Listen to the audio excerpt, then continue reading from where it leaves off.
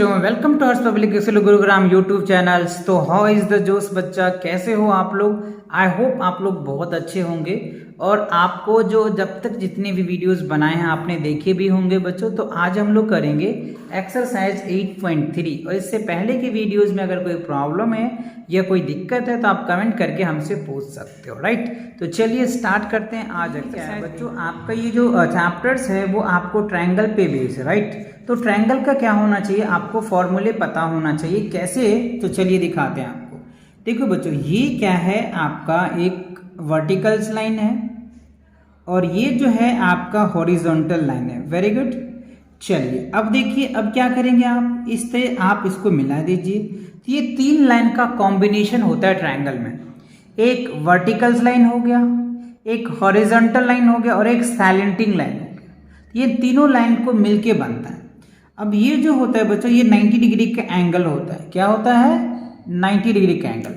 अब ये जो पार्ट है इसको हम लोग बेस बोलते हैं, राइट। ये इस पे टिका हुआ है, राइट। और ये जो होता है बच्चों, इसको हम लोग हाइट बोलते हैं, ठीक है। ये क्या होता है? हाइट होता है। तो आपको बेस समझ में आ गया, हाइट समझ में आ गया। बेस किसको बोलेंगे, हाइट किसको बोलेंगे, अच्छे से क्लियर हो गया?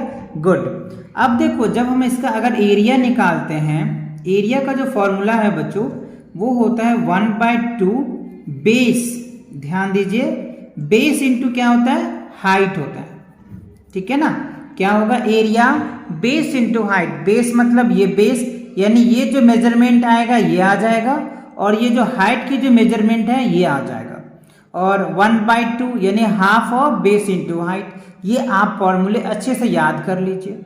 यानी A = 1/2 B इंटू एच, ठीक है। क्या होगा? B into H. ये फॉर्मूला आप ध्यान से अच्छे से याद कर लीजिए और फिर आपको ये 8.3 आसानी से बहुत इजी से बन जाएगा, ठीक है ना। चलिए एक बार फिर से रिपीट करता हूं मैं। एरिया इक्वल्स टू क्या होगा? Area of triangle. ऐसे याद कर लीजिए, एरिया ऑफ ट्रायंगल क्या होगा? 1/2 base into height. 1/2 base into height. Clear? चलिए अब देखिए, इस एग्जाम्पल में समझाया गया आपको। अब चाहे तो इसको समझिए। What is the area of triangle with base 4 centimetre और हाइट 2 सेंटीमीटर। तो यहां पे देखो, ये जो कलर पार्ट है, ये जो बेस है बच्चों ये 4 सेंटीमीटर दिया हुआ है और ये जो हाइट है ये 2 सेंटीमीटर दिया हुआ है। तो हमें इसका एरिया निकालना है। टोटली ये ट्रायंगल बना हुआ है, ठीक है ना। तो देखो, एरिया ऑफ ट्रायंगल, आपको रेक्टेंगल पता है टोटल एरिया कितना है। एक रेक्टेंगल है तो एरिया ऑफ रेक्टेंगल क्या होता है? L into B. बताया था मैंने। लेंथ इंटू क्या होता है? ब्रेथ, ठीक है। लेंथ पता है, ब्रेथ पता है, एरिया निकल के आ जाएगा।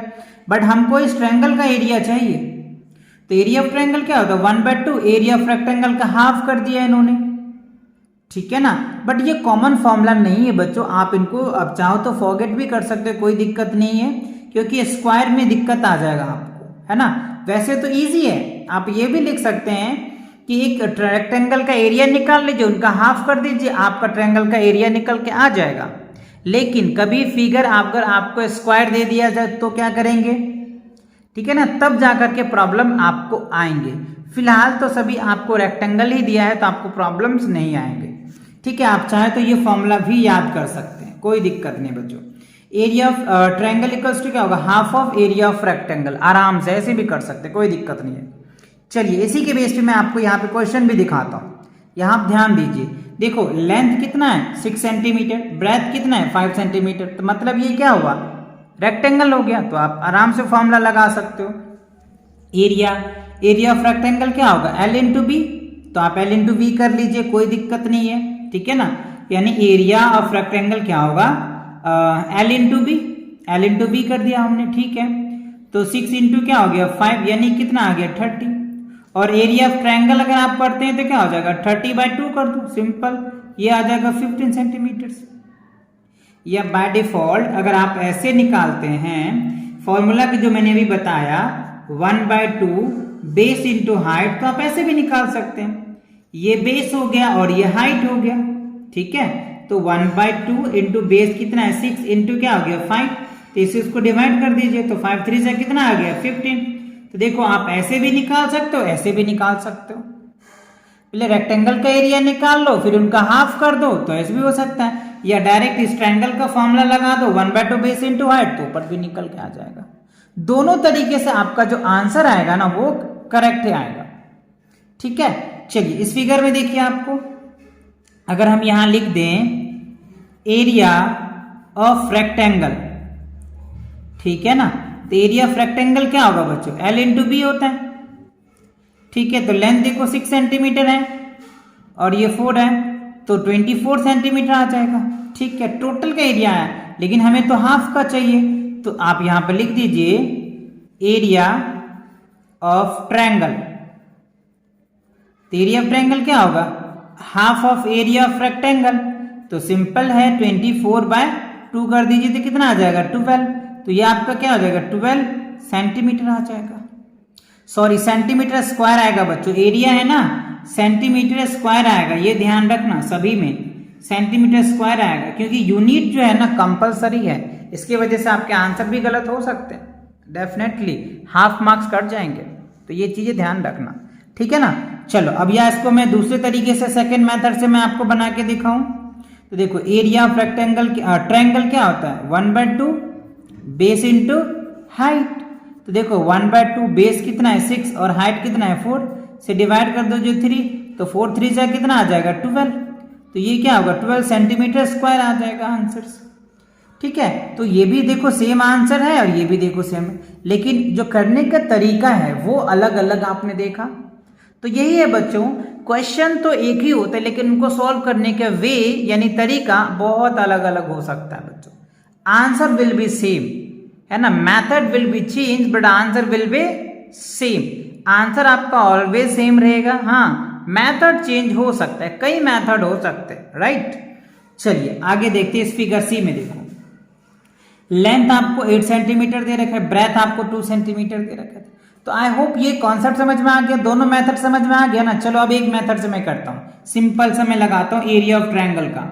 चलिए एरिया ऑफ ट्रायंगल का है ना, तो देखो बच्चों एरिया ऑफ ट्रायंगल की बात करें तो 1/2 बेस इंटू हाइट, तो बेस हमने इसको माना है, तो ये क्या हो जाएगा 1/2 बेस इतना और 8 क्या हो गया 2, इसे काट दो बच्चों, तो ये क्या होगा 8 सेंटीमीटर स्क्वायर आ जाएगा, मतलब सी पार्ट का जो आंसर होगा वो 8 सेंटीमीटर स्क्वायर आ जाएगा। ठीक है, इसका देखिए बच्चों ये आपका बेस आ जाएगा, ये हाइट आ जाएगा। ठीक है ना, चलिए इसका एरिया निकालते हैं, एरिया ऑफ ट्रायंगल। ठीक है, तो एरिया ऑफ ट्रायंगल क्या होगा 1/2 बेस इंटू हाइट, तो 3 इंटू क्या हो जाएगा 7। अब देखो बच्चों ये उसे कट नहीं रहा है, तो आप क्या लिखोगे 21/2 सेंटीमीटर स्क्वायर लिख सकते हो, या फिर आप इसको ऐसे लिख सकते हो 10 होल 1/2 सेंटीमीटर स्क्वायर लिख सकते हो, या तो आप ये लिख दो या ये लिख दो, दोनों ही आंसर क्या है करेक्ट है। तो आई होप आपको ये ट्रायंगल का एरिया निकालना आपने देख लिया, कैसे आप एरिया फाइंड आउट करेंगे, दो फॉर्मूले भी आपने सीख लिया, अलग अलग मेथड से भी कर सकते हैं, और भी कई मेथड है बच्चों इस तरह के क्वेश्चन को सॉल्व करने के लिए, राइट। आपको आगे इन सब मेथड को डिस्कस करके बताएंगे, फिलहाल तो आपको ये बेस्ट है कि आप इसी फॉर्मूले को यूज करके एरिया आप आसानी से निकाल लोगे। ठीक है, तो आई होप आपको ये एक्सरसाइज कंप्लीट समझ में आ गया होगा। ठीक है, मिलते हैं नेक्स्ट वीडियो के साथ बहुत जल्दी, तब तक पढ़ाई करते रहें, ऑल द वेरी बेस्ट।